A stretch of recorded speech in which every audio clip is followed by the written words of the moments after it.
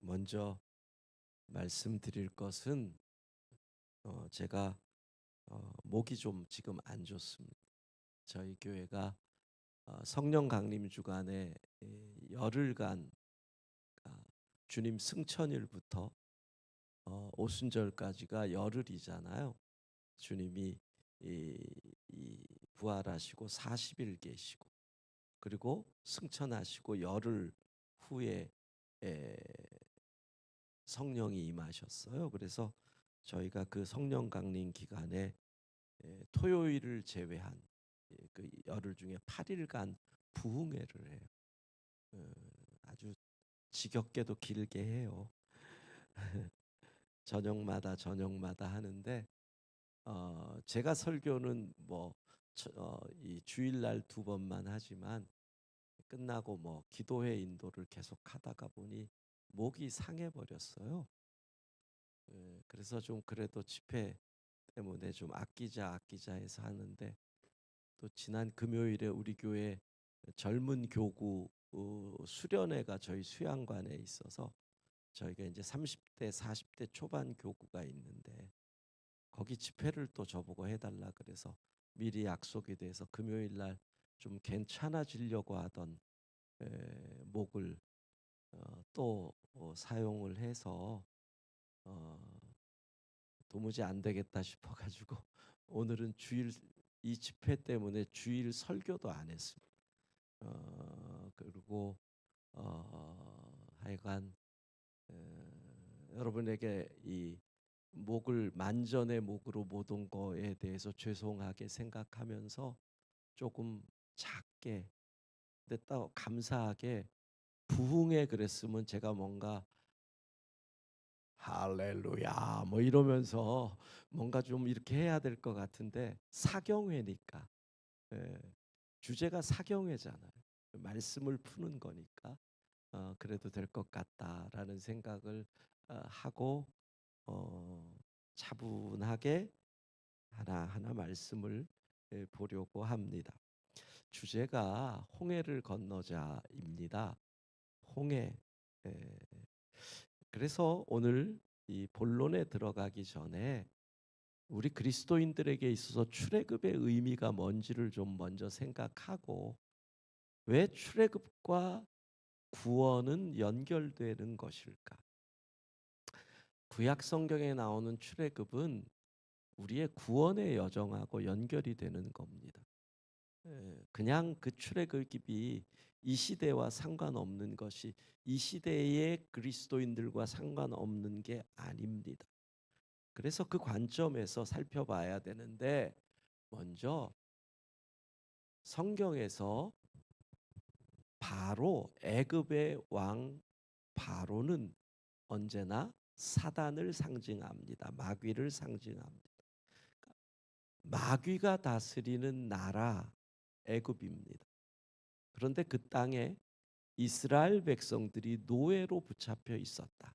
그 말의 의미는 사단에게 붙잡혀 있는, 사단의 노예로 죽을 수밖에 없는 죄인된 우리를 상징하는 겁니다. 그러니까 이스라엘 백성들이 애굽살이를 했다라는 말의 의미는 이 시대 우리가 예수 믿기 전에 사단의 노예였다, 같은 의미가 되는 겁니다.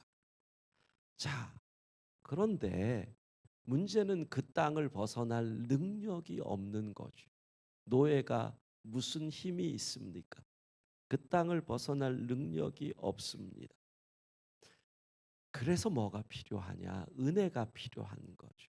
내 힘으로 할 수 없을 때 뭐가 필요해요? 은혜가 필요해요. 저녁 8시 15분인데 막 졸릴라 그러잖아요. 근데 목사는 목은 푹 잠겨가지고 말을 조근조근 하니까 잠이 올라 그러죠. 내 힘으로 할 수 없을 때 뭐가 필요하다? 예, 은혜가 필요한. 오늘 두 눈 뜨시고 말씀 들을 때도 은혜가 필요한 거예요. 자, 그런데 그 은혜, 그 사단이 다스리는 땅 애굽에서 벗어나려면 어떤 은혜가 나와요? 오늘 우리가 본문에서 본 게 그거잖아요. 양의 피를 문설주와 지방에 발랐더니 죽음의 천사가 넘어가죠. 그 사건이 바로 은혜를 상징하는 사건입니다.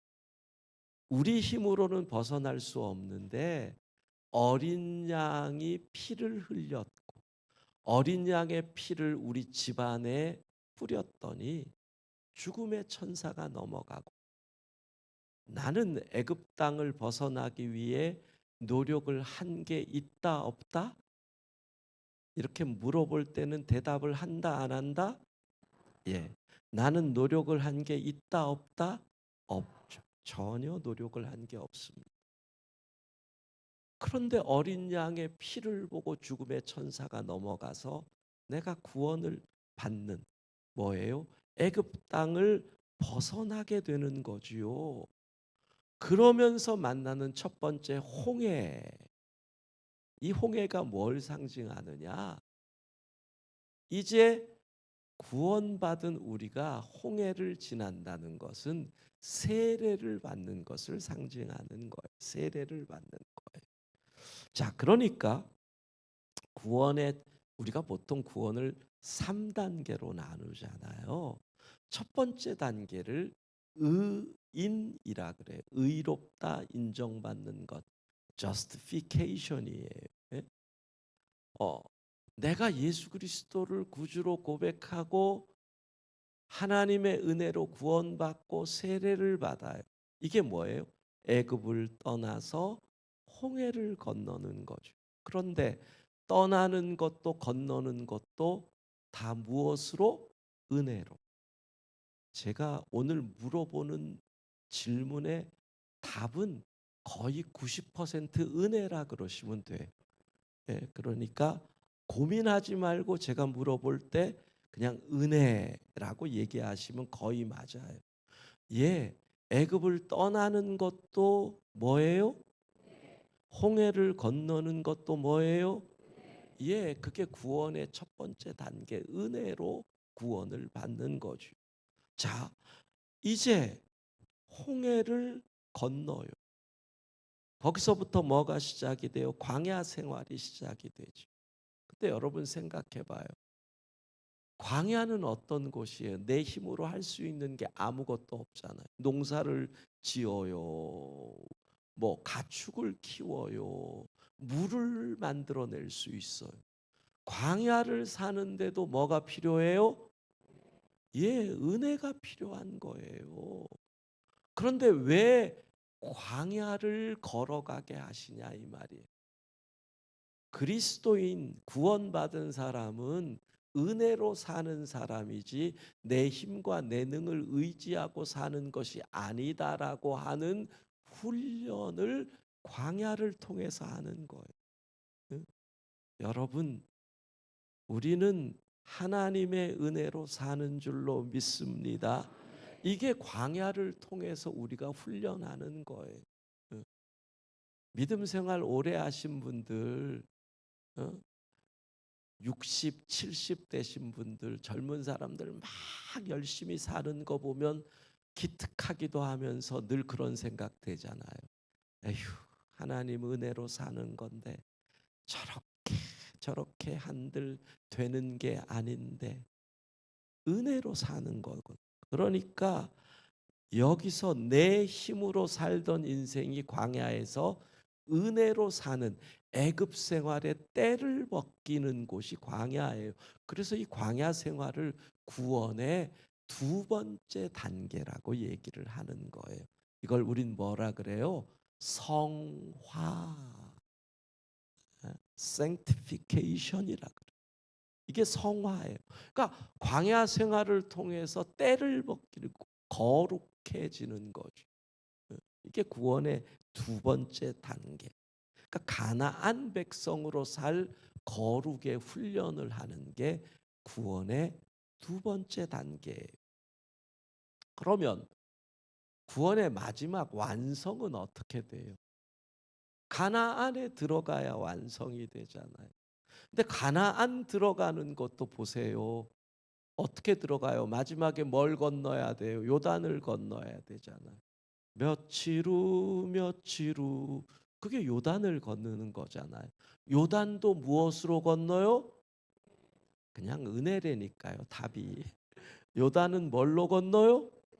은혜로 건너잖아요. 여기서 한번 질문해 볼게요. 홍해는 바다고 요단은 강이에요. 요단을 건너는 게 무서울까요? 홍해를 건너는 게 무서울까요? 여기서 또 은혜라고 대답하시면 안 되는. 이번 답은 은혜 아니에요. 건너는 건 다 은혜로 건너는지. 근데요, 성경을 자세히 보시면 강인 요단을 건너는 게 더 무서워요. 이유가 뭔 줄 아세요? 여호수아를 보면 그들이 건널 때가 뚝 위에까지 물이 차고 넘칠 때였어요. 요단강이 범람할 때였어요. 홍해는 밤새도록 동풍이 불어서 바다가 갈라지게 해요. 그러니까 백성들이 마른 땅을 보고 건넜단 말이에요. 요단은 어떻게 하는 줄 아세요? 먼저 발을 집어 넣어야 돼요. 범람 아니 바다는요 조금씩이라도 걸어가면 이렇게 조금씩 깊어지잖아요. 요단은 지금 장마로 물이 넘치니까 넣는 순간 쑥 들어간다. 그러니까 요단을 건넌 것은 제 생각으로는 홍해를 건너는 것보다 더 큰 믿음. 그게 어떻게 가능해요? 40년 광야 생활에서 훈련 받은 거거든. 예, 애굽의 생각 가진 사람들은 거의 광야에서 다, 다 천국 갔고 광야에서 훈련받은 젊은 세대들만이 나가니까 그들이 믿음으로 가는 거잖아요. 그래서 구원의 완성은 이 요단을 건너서 가나안에 들어가는 거예요. 이걸 우리는 영화라 그래요. glorification. 영광스러운 몸을 입어요. 그런데 이 영화는 우리의 살아생전에 이루어지는 구원이 아니에요. 살아생전에 이루어지는 구원은 성화까지고 구원의 완성은 영광스러운 몸을 입는 것은 하나님 앞에서 그게 구원의 완성. 그래서 우리는 이 출애굽의 여정이 왜 중요하냐? 애굽을 벗어나서 은혜로 예수 그리스도를 믿고 에베소서 2장 8절 9절 말씀처럼 너희가 그 은혜를 인하여 믿음으로 말미암아 구원을 받았으니 이것이 너희에게서 난 것이 아니요 하나님의 선물이라. 예. 행위에서 난 것이 아니니 이는 누구든도 자랑하지 못하게 하려 함이라. 은혜로 애굽을 나오고 은혜로 홍해를 건너고 그게 justification, 의롭다고 인정받는 것. 광야 생활은 구원의 두 번째 단계, 성화, 거룩해지는, 거룩해지는, 예? sanctification, 거룩해지는 것. 그러니까 지금은 우리 모두는 무슨 생활이에요? 여기 있는 거는 광야 생활이에요. 예. 어제보다 오늘, 오늘보다 내일 여러분들이 조금이라도 더 거룩해지기를 바랍니다. 그게 뭐예요? 거룩해지는 게 예수님 닮아가는 거죠. 예. 예수님을 조금이라도 더 닮아가는 게 거룩이에요. 그렇게 살다가 우리 모두 어떻게 해요? 요단강 건너서 마지막 날에 천국에서 만나는 영화 구원의 완성을 이루는 거예요. 시어머니들 믿음 생활 잘하세요? 며느리들이 그런 데잖아요. 천국에서 시어머니 만날까 봐 나 교회 안 다닌다. 잘하셔야 돼요. 예, 잘하셔야 돼요. 자, 오늘 말씀으로 이제 들어가요. 이스라엘 백성들이 출애굽을 합니다. 근데 잘 생각해 보세요. 그들이 그 땅을 떠나는 게 여러분 쉽지 않은 일이에요. 그렇잖아요. 아니 400년을 살던 땅을 어떻게 하루아침에 떠날 수 있어요? 거기서 태어나고 자라고 어쩌면 말도 그냥 애굽 말이 더 편할 수 있을 거예요.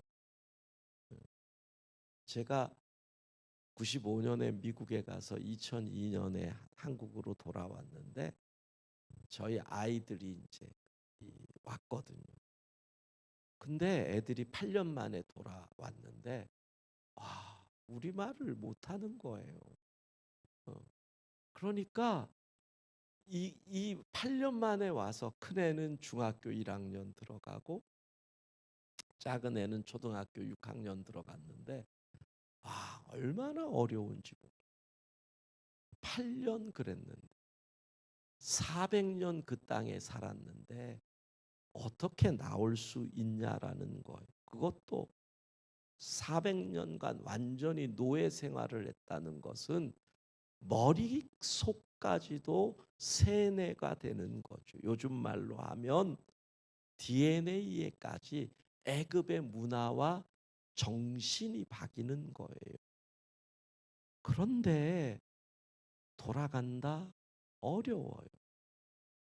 저희 부친이 알츠하이머를 하세요. 알츠하이머를 하시는데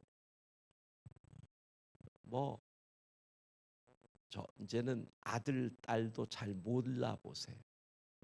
가시면 제가 가서 아들이다 그래도 한참 이렇게 보시고 예 그러세요 뭐 이렇게 얘기하시니까 그러다가 그래도 얘기를 하다가 이게 뭐냐 끊임없이 했던 얘기 또 질문하고 또 질문하고 또 질문하고 대답하고 보통 계속 이 반복과 순환의 고리에서 벗어나지 못하잖아요.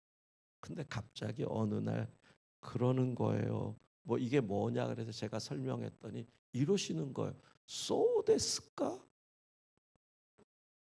아니 아들 딸도 모르는 분이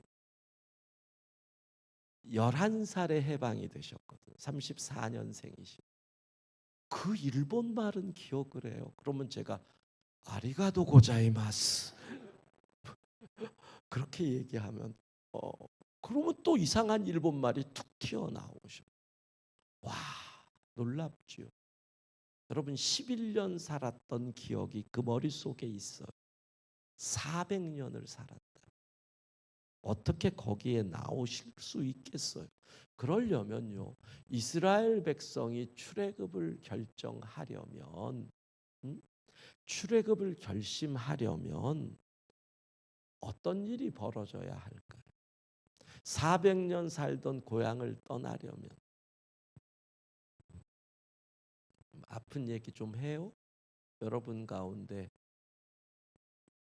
교회 힘들 때 떠난 분들도 계실 거고 지킨 분들도 있을 거잖아요. 교회 떠나는 거 진짜 어려운.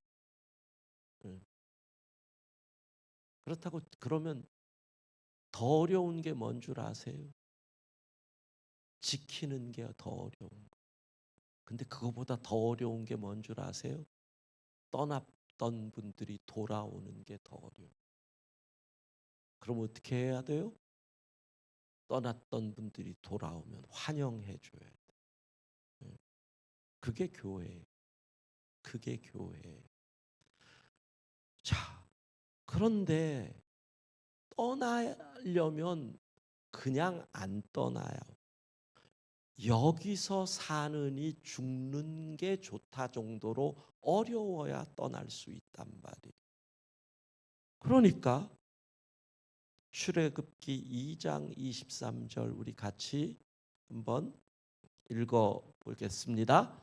여러 해 후에 애굽 왕은 죽었고 이스라엘 자손은 고된 노동으로 말미암아 탄식하여 부르짖으니 그 고된 노동으로 말미암아 부르짖 예, 너무너무 고통스러운 거예요. 수탈, 폭정, 가렴 주고 아들을 낳으면 잡아 죽이는 그런 곳이 어딨냐고. 그러니 힘들어 죽겠다. 어떤 마음이 들었겠어요? 여기서 사느니 죽을지 몰라도 나가는 게 좋다. 그 정도 돼야 400년 된 땅을 떠날 수 있는 거예요. 여러분, 그러면 정말 죽기보다 힘든 북한에 사는 동포들은 왜 못 떠날까요? 북한 동포들. 완전히 폐쇄된 곳이니까 어딜 가나 똑같다고 생각하는 거예요. 그렇죠? 우리가 이렇게 살면 쟤들은 우리보다 더 힘들 거야. 그러면 정보가 있는 사람들은 알겠죠. 정보가 없는 사람들은 아무리 고통스러워도 뭐 저기 가나 여기 가나 다 사람 사는 데가 똑같지. 그러면 못 나가는 거예요. 그 다음에 또 하나는 뭐예요? 나가서 무엇을 할지 미래에 대한 가능성이 있어야 출발할 수 있는 거예요. 아무리 이스라엘 백성들이 고통스러워도요. 우리가 떠나요. 갈 곳이 더 힘들다 그러면 가겠어요? 미래에 대한 소망이 없으면 못 가는 거지요. 그런데 미래에 대한 소망은 무엇으로 결정되는 줄 아세요? 탈출을 이끄는 지도자에 대한 신뢰로 그 소망이 생기는 거예요. 신뢰가 있어야 돼요, 지도자가. 그래서 그들은 누구를 보고 따라가요? 모세를 보고 떠나는 거예요. 그런데 하나님은 그걸 원하시는 거예요. 하나님은 하나님이 이끄시니 우리는 간다. 하나님이 이끄시는 일이다. 이 믿음을 가지고 너희들이 일어나라. 즉 400년이나 붙어있던 무거운 엉덩이가 움직이려면 두 가지가 필요하다는 거예요. 하나는 고통, 고난, 또 하나는 신뢰. 신뢰. 근데 잘 생각해 봐요, 여러분. 우리 가운데 예수님을 믿은 사람들 보면 거의 이 두 가지 이유에 평생 불교인이었는데 교회를 나오게 됐다. 너무너무 고통스러운 일을 겪어서 종교 바꿔봐야겠다. 이 종교로는 내가 살 길이 없다. 고통이 움직이게 해요. 또 하나는 뭐예요? 내가 정말 믿을 만한 사람이, 신뢰할 만한 사람이 교회 가자. 똑같은 거예요. 출애굽을 하려면 이 두 가지가 있어야 돼요. 고난, 신뢰. 그런 의미에서 애굽 땅에 임했던 10가지 재앙을 살펴봐야 된다는 거예요. 10가지 재앙을 통해서 하나님이 원하시는 것이 무엇이냐?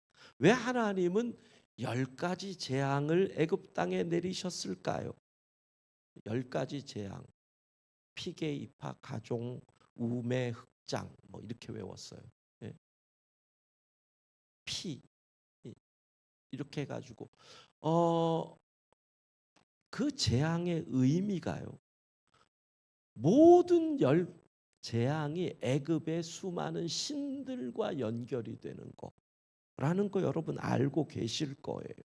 예를 들어서 물이 피로 변하는 재앙은 나일강의 신인 하피, 풍요와 생명을 상징하는 나일강의 물이 피로 변했다는 것은 하피가 하나님보다 약하다. 이걸 지금 보여주는 거예요. 개구리는요, 출산과 다산을 상징하는 여신 헤게트가 개구리 신이에요. 그런데 개구리가 너무 많아져서 인간을 괴롭혀요. 출산 다산 여신 소용없다. 10번째 재앙은요, 그들의 살아있는 신인 파라오의 아들마저 죽어요. 너희의 신인 파라오도 자신의 아들을 보호하지 못한다. 하나님 앞에서 너희가 섬기는 우상이 얼마나 헛되냐. 이걸 지금 10가지 재앙에서 보여주시는 거거든요. 여러분, 유대인들이 하나님 섬긴다고 하면서 400년을 보내요. 근데 본 게 뭐예요? 애굽의 신을 섬기는 것만 봐요. 들은 게 뭐예요? 신을 섬기는 것만 들어요. 그게 어떻게 영향을 안 받겠어요? 본 게 그건데, 들은 게 그건데. 나도 모르게 애굽의 우상에 대해서 마음이 열려지고 있는 거죠. 그래서 10가지 재앙을 통해 하나님이 계속 말씀하셔요. 파리 재앙을 내리실 때 출애굽기 8장 22절 같이 읽도록 합니다. 그날에 나는 내 백성이 거주하는 고센 땅을 구별하여 그곳에서는 파리가 없게 하리니 이로 말미암아 이 땅에서 내가 여호와인 줄 내가 알게 될 것이라. 노란색 잘 보세요. 그 재앙을 내리는 것은 내가 참 신인 것을 너희에게 알게 하려고. 여러분, 파리는요, 곤충의 창조와 부활을 관장하는 신 케플이라는 신의 파리 신이에요. 근데 그 신이 도리어 고통의 대상이 되는 거지요. 야, 생명과 창조는 오직 하나님이 하시는 일이다. 이거를 내가 참신인 것을 알게 하려 한다. 우박 재앙을 앞에 두고도 하나님이 말씀하셔요. 출애굽기 9장 14절 같이 읽습니다. 내가 이번에는 모든 재앙을 너와 내 신하와 내 백성에게 내려 온 천하에 나와 같은 자가 없음을 내가 알게 하리라. 온 천하에 나와 같은 자가 없다. 너희가 섬기는 신들이 다 헛거다. 이게 10가지 재앙의 의미라는 거예요. 우박 재앙은 그들이 섬기는 하늘의 여신 누트, 우박과 불로 큰 피해를 보면서, 근데 그 우박이 애굽 사람들의 땅에만 내리잖아요. 하늘의 여신이 애굽을 보호하지 못해요. 유대인이 사는 땅에는 그가 감히 우박을 내리지 못해요. 와, 누가 진짜냐? 너희가 봐라. 누가 참이냐? 누가 신 중에 신이냐? 하나님은 재앙을 통해서 계속 말씀하시는, 메뚜기 재앙을 통해서도 말씀하셔요. 출애굽기 10장 2절 같이 읽습니다. 내가 애굽에서 행한 일들 곧 내가 그들 가운데서 행한 표징을 내 아들과 내 자손의 귀에 전하기를 위함이라. 너희는 내가 여호와인 줄을 알리라. 왜 이 일을 하라고요? 너희는 내가 여호와인 줄 알라고. 그렇게 하면서 하나님은 나를 믿고 따라와라. 나를 믿고 따라와라. 나를 믿고 따라와라. 그렇게 하라고 하나님은 끊임없이 이스라엘 백성들에게 말씀하시는, 나를 신뢰하라. 출애굽을 하려면, 결심하려면 고통 속에서 떠나고 싶은 마음이 생기는 거예요. 그 다음에 뭐예요? 신뢰. 근데 그 하나님이 재앙을 통해 끊임없이 내가 누구냐? 내가 여호와다. 아브라함과 이삭과 야곱의 하나님이다. 나 믿을 만하지. 내가 진짜지. 그러니 너희가 나를 따라와야 한다. 여러분, 그렇습니다. 그리스도인의 신앙이 뭔 줄 아세요? 내게 임한 사건들 속에서 메시지를 발견하는 거예요. 나를 향한 하나님의 메시지를 발견하는 거예요. 10가지 재앙이 임하면서 그거를 통해서 메시지를 못 보면 그거는 잘못된 신앙이 여러분의 삶에 임했던 일들 가운데 여러분이 메시지를 체크하지 못하면 우리는 믿음 훈련이 잘못됐다라는 거지요. 나의 질병 속에서, 나의 고난 속에서, 나의 외로움 속에서, 자녀로 인한 갈등 속에서도 메시지를 찾아야 되는 거죠. 하나님이 주권자이시다. 하나님이 결정권자이시다. 하나님 뜻대로 되는 것이다. 하나님의 뜻이 아닌 내 욕심을 구했구나. 하나님의 뜻이 아닌 내가 고집부렸구나. 발견을 해야 한다라는 거예요. 여러분에게 임한 여러 가지의 수많은 사건 가운데서 메시지, 하나님이 여러분에게 하시는 그 말씀을 깨달을 수 있기를 바랍니다. 이 해석의 능력이 그리스도인을 든든하게 만드는 것. 오늘 우리 교회 권사님 가운데 한 분이 기도받으러 왔어요. 오늘 있었던 일인데 젊은 50대 권사님이신데 이분이 구강암 진단을 받은 설암인 거예요. 그래가지고 혀를 4분의 3을 잘라내고 허벅지에 있는 살을 혀에다 이식을 하고 항암 방사선 4기였어. 치료가 이제 끝나고 교회를 다시 나오면서 오늘 기도를 받으러 왔어요. 그러니까 발음이 서투르죠.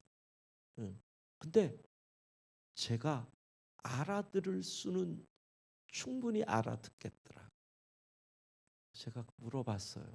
권사님, 말하는 게 힘들고 발음도 그런데 괜찮으세요? 슬프지 않으세요? 뭐라 그러는 줄 알아요? 목사님, 아니에요. 너무 재밌어요. 와, 제가 그 말에 꽝 했죠.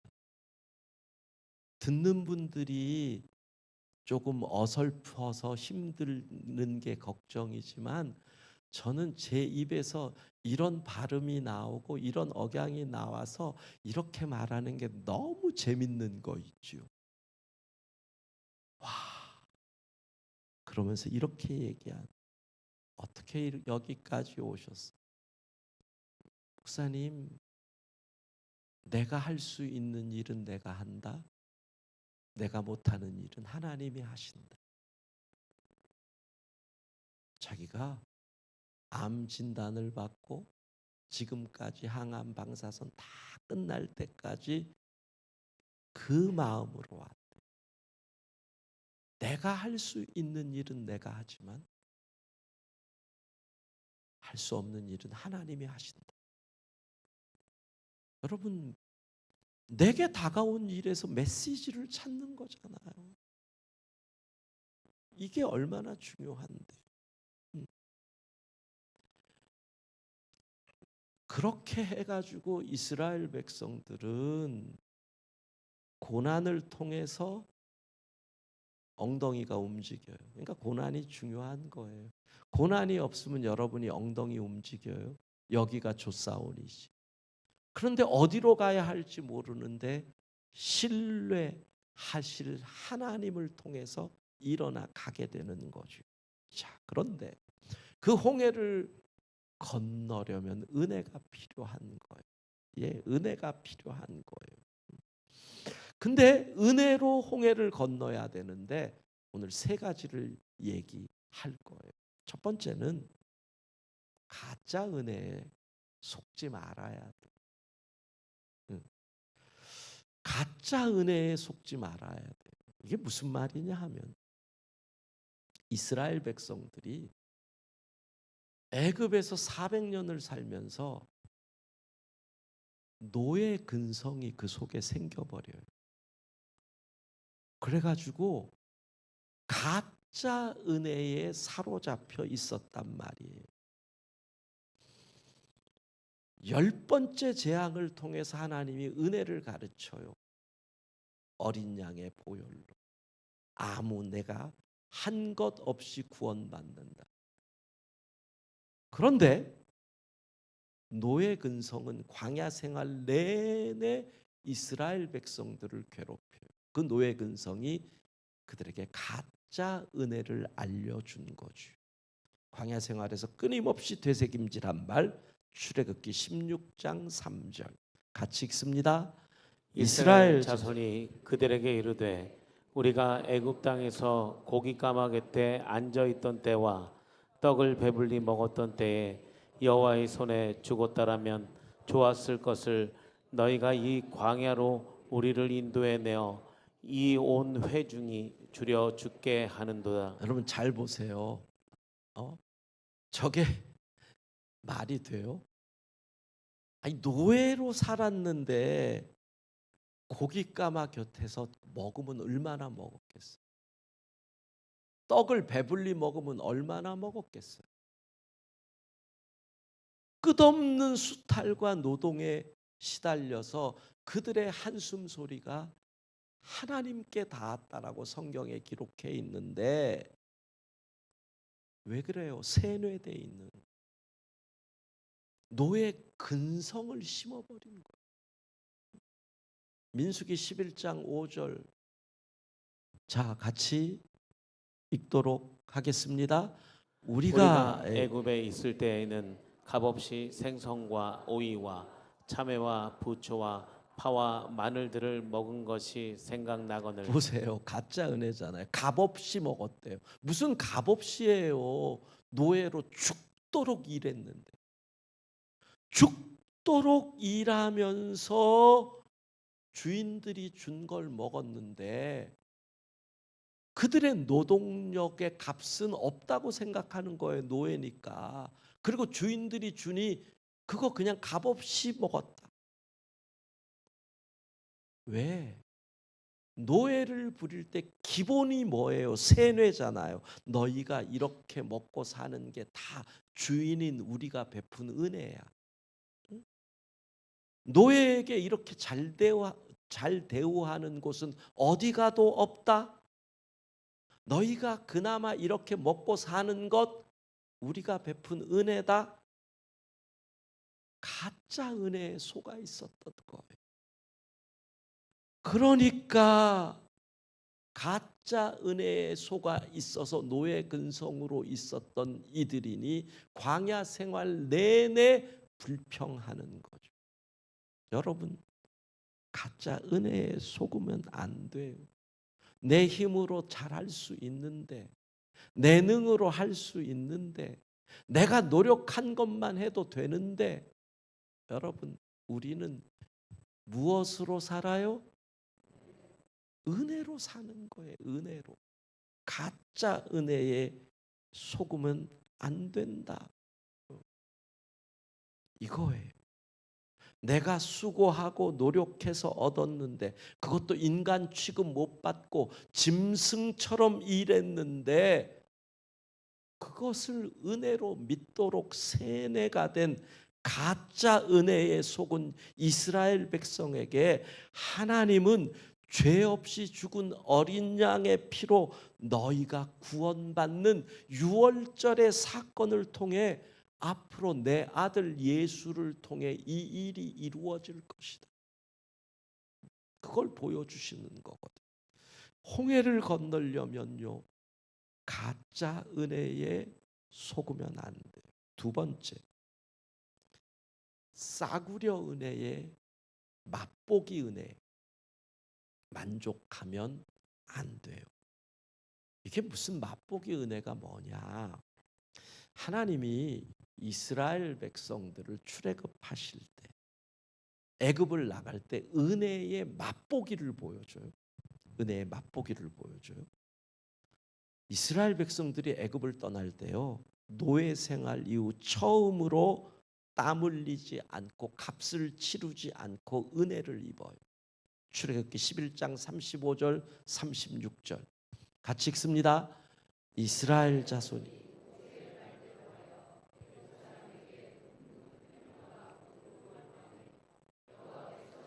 사람에게 이스라엘 백성에게 은혜를 입히게 하사 그들이 구하는 대로 주게 하심으로 그들이 애굽 사람의 물품을 취하였더라. 정확히 뭐가 나요? 은혜라는 단어가 나오죠.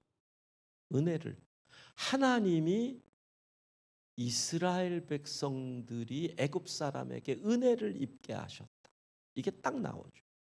원하는 대로 줬단 말이에요. 은금 패물을. 이건 뭐예요? 하나님이 지금 가짜 은혜로 살아왔던 노예들에게 은혜의 맛을 보여주는 거예요. 먼저는 뭐예요? 자기들의 하나도 안 했는데 어린 양의 피로 구원받는다. 이게 은혜를 입죠. 그 다음에 그런 영적인 은혜는 잘 이해를 못하니까 실제로 나올 때 은금 패물을 달라 그러면 애굽 사람들이 주는 거예요. 주는 거예요.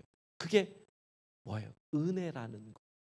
왜 이게 중요한 줄 아세요? 광야는 농사도 못 지어요. 물도 없어요. 광야는 먹을 것도 없어요. 그러니까 광야는 은혜로 사는 곳이거든. 만나와 메추라기를 주시는 은혜, 반석에서 샘이 나게 하시는 은혜, 은혜로 사는 것이거든요. 그래서 광야로 보내면서 하나님은 먼저 야, 은혜는 이런 거야. 내가 수고하지 않아도 어떻게? 주는 거예요. 은금 패물을 받게 하시는 거. 그게 뭐예요? 맛보기 은혜인 거예요. 맛보기 은혜. 자, 근데 이건 사실은 싸구려 은혜거든. 은혜는 은혜인데 값싼 은혜라는 거예요. 그런데 이게 어떻게 되느냐? 이스라엘 백성들이 시내 산 앞에서 모세가 하나님의 말씀을 받으러 호렙에 올라갔을 때 40일 동안 안 보이죠. 난리가 납니다. 그때 아론이 백성들의 압력에 굴복해서 금송아지를 만듭니다. 그리고 뭐라고 얘기합니까? 33장 4절 후반부를 보면 이렇게 돼 있어요. 이는 너희를 애굽 땅에서 인도하여 낸 너희의 신이로다. 여러분 아무거나 만들어 놓고 거기다 하나님 이름표 붙이면 하나님이 되나요? 자, 근데 제가 왜 이 얘기를 하느냐 봅시다. 금송아지를 만든 금은 어디서 났을까요? 생각해 보셨어요? 성경을 보면 그들이 귀고리를 다 꺼내서 줬는데 그 귀고리는 어디서 났을까? 아니 대답 좀 해봐요. 노예로 평생 몇백 년 대를 이어 노예로 살던 이들이 무슨 금이 그리 많아가지고 그들이 낸 금으로 금송아지를 만들 수 있었어요. 그럼 그 금은 어디서 난 거예요? 아, 조금 전에 얘기를 했는데 그 금이 어디서 나왔어요? 하나님이 나올 때 은혜의 맛보기로 주신 금이잖아요. 여러분 이거 놀라운 거 아니에요? 주무시던 분은 여기서 잠깐 깨세요. 이거 중요한 얘기니까 여기서 깨고 들으시다가 제가 괜찮다 그러면 그때 다시 주무세요. 요건 중요한 얘기네. 여기는 좀 깨셔야 돼요. 자, 보세요. 하나님이 출애굽할 때 애굽 사람에게 은혜의 맛보기로 은금 패물을 얻게 하셨어요. 그랬는데 그 금을 가지고 금송아지를 만들어. 이게 뭐냐고요, 도대체. 하나님이 내게 주신 은혜가 하나님을 우습게 여기는 교만의 도구가 된다는 거예요. 하나님이 주신 은혜가 하나님을 배신하는 재료가 되고 있다는 거예요. 하나님이 주신 은혜로 부자가 됐더니 금송아지를 만들고 이게 하나님이라고 이야기를 해요. 우리 주변에 얼마나 많이 봐요. 단돈 10만 원 들고 시작했는데 하나님의 은혜로 이렇게 부흥했습니다. 부자 됐습니다라고 말하는 분 가운데 교만하지 않은 분 본 적 있어요? 보기 어려워요. 은혜로 불치병인데 나았습니다 라고 하는 분들이 그 은혜를 잊은 것. 이런 말 많이 들어요. 좀 나쁜 말이지만 차라리 그때 그분이 돌아가시는 게 더 나았을 것 같아요. 그럼 그 얘기를 뒤에서들 하는데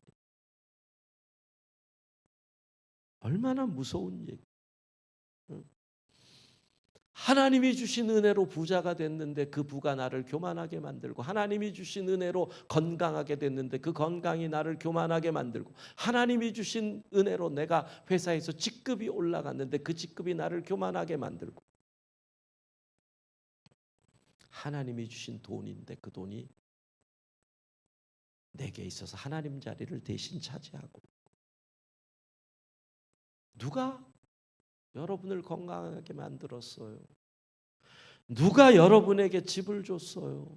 누가 여러분의 가정을 지켜주셨어요? 근데 그 은혜가 나를 교만하게 만드는 재료가 됐다면 여러분은 싸구려 은혜에, 값싼 은혜에 취한 사람이 되는 거죠. 기억하셔야 돼요.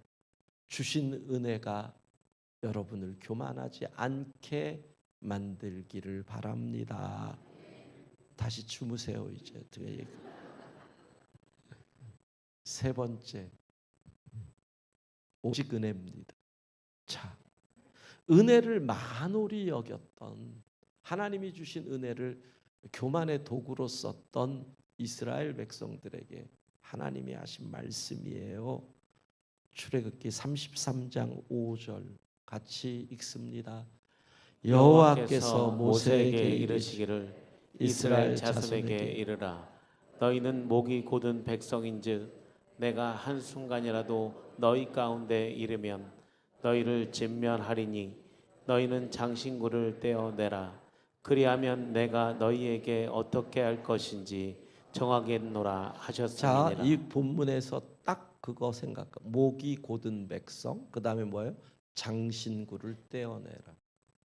목이 곧다는 건 뭐예요? 너희가 교만해졌다는 거예요. 왜? 장신구 때문에. 그걸 떼내라는 거예요. 그래야 진짜 하나님의 은혜 앞으로 나아가. 오늘 여러분의 인생이 여러분의 앞을 막고 있는 홍해가 있다면 이 말씀을 기억하셔야 돼요. 목이 곧은 백성아 장신구를 떼어내라. 여러분을 교만하게 만드는 그 자존심, 여러분을 교만하게 만드는 그 자랑, 그게 뭔지 어쩌면 제가 볼 때는 근원으로 가보면 하나님이 주신 은혜로 그렇게 됐을 거예요. 그런데 그 은혜로 얻은 것이 나를 목이 곧게 만든다. 자식들 때문에 교만한 엄마들 많이 있잖아요. 우리 자식이 어느 대학을 나왔고, 뭐 우리 자식이 뭐 어디를 뭐 직장을 어디를 다니고. 근데 진짜 그거 웃긴 거예요. 생각해봐요. 자식은 정말 100% 생명은 하나님이 주신 거잖아요. 자식은 은혜의 선물이에요. 은혜의 선물. 근데 그걸로 인해서 교만해져요. 그럼 하나님 뭐라 그래요? 장신구를 떼어내라. 떼어내라. 떼어내라. 목이 곧은 백성아. 하나님이 주신 복이 여러분을 교만하게 만든다면 그 복은 저주가 되는. 사랑하는 여러분, 누가 홍해를 건너는 은혜를 체험할 수 있겠습니까? 결단하려면, 내 엉덩이가 움직이려면 고난이 엉덩이를 움직이게 하고, 그리고 하나님을 신뢰할 때 나아갈 수 있게 되는 거죠. 예, 그런 겁니다. 그러려면 어떻게 내게 준 메시지를 통해서 하나님이 어떤 분이시라는 해석을 해야 되는 거예요. 하나님이 어떠신 분이시다. 하나님이 어떤 분이시다. 이 해석이 얼마나 중요한지 하나님만 하십니다. 하나님이 나의 능력이십니다. 저희 교회가 건축을 하려 그러잖아요. 그래서 지금 내년부터 이제 저희 말로는 광야 시대가 시작이 돼요. 광야 시대가. 왜냐하면 지금 있는 예배당 있는 자리를 다 헐거든요. 다 헐고 3년 동안 건축을 하는 동안 오늘은 이곳 내일은 저곳 이제 이렇게 다녀야 되는 광야 시대가 시작이 되는데 설계를 지금 하고 있어요. 설계를 하고 있는데 지난 1월에 설계하는 중에 소위 말해서 교통 영향 평가라는 거 받아요. 교통 영향 평가를 받는데 그게 뭐냐면 건물이 크면 저희가 이제 짓는 예배당이 지하 2, 3, 4층이 이 주차장인데 400대가 주차가 되는 주차장이니까 주차장이 크니까 서울시의 교통 영향 평가를 통과해야 이제 설계가 계속 진행이 되고 그러거든요. 근데 1월에서 떨어졌어요. 바꾸라는 거예요. 저희는 들어가는 진입구와 나오는 출구를 분산을 시키는 거가 그게 훨씬 낫잖아요. 같이 넓은 데로 들어오다가 꽝 부딪혀 버리면은 주일날 완전히 막히잖아요. 그 분리를 해놨는데 합치라는 거예요. 그래서 왜 그러느냐 그랬더니 교통영향 평가가 보통 그런데요. 합쳐서 놓으면 분리해라 그러고 분리해라 놓으면 합치라 그러고 뭐 아주 전형적인 그 관료 시스템이라 그러더라고요.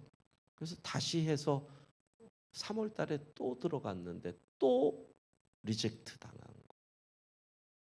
그러니까 그렇게 딱 하니까 벌써 3개월이 늦어지잖아요. 설계가. 그러니까 그 순간 제가 머릿속에 꽝 치는 게 이건 기도하라시는 거네 그런 생각이 들더라고요. 그래서 저희가 한 게 뭐냐면 4월 7일에 이제 3차 마지막 교통영향 평가인 거예요. 교구별로 건축기도 용사단을 정합시다. 네, 교구별로 10명에서 12명씩 해가지고 한 150명 정도 건축기도 용사단을 뽑았어요. 그리고 이분들은 건축을 위한 제목으로만 기도하고 중요한 이슈가 있으면 건축의 이슈가 있으면 뭐 시공사를 결정한다. 이러면은 모여서 기도하고 무슨 허가를 받는 이런 일이 있을 때 모여서 기도하고 이제 그렇게 정한 거. 그래서 4월 7일 앞두고 한 주간 새벽 기도 끝나고 모여가지고 기도하고 그리고 7일 날도 하는데 이미 설계 회사에서는 어떻게 하느냐면 이건 어렵다. 교통영향 평가에서 2번 리젝트 돼가지고 3번째 되는 경우는 뭐 국가에서 예를 들어서 뭐를 하거나 그러지 않으면은 이건 불가능하다고 이미 그 전주에 우리한테 다른 설계에 대한 내용을 가지고 온 거. 자기들도 안 된다는 거. 그럼 그때부터 그쪽 지하 쪽 설계가 다시 바뀌니까 또 몇 달이 늦어진단 말이에요. 그래서 제가 그랬어요. 우리는 기도할 테니 당신들은 최선을 다해달라. 그리고 이제 그날 우리께 3시 반인가 서울시에 그날 교통영향평가가 3개인가 4개였어요. 놓고 한 100명 정도 되는 분들이 와가지고 이제 계속 기도하는 거. 계속 기도하다가 우리께 심의가 들어갔다는 얘기를 듣고 정말 간절히 기도하는데 딱 연락이 온 거죠. 교통영향평가 우리가 원하는 대로 통과. 이렇게 딱 된 거.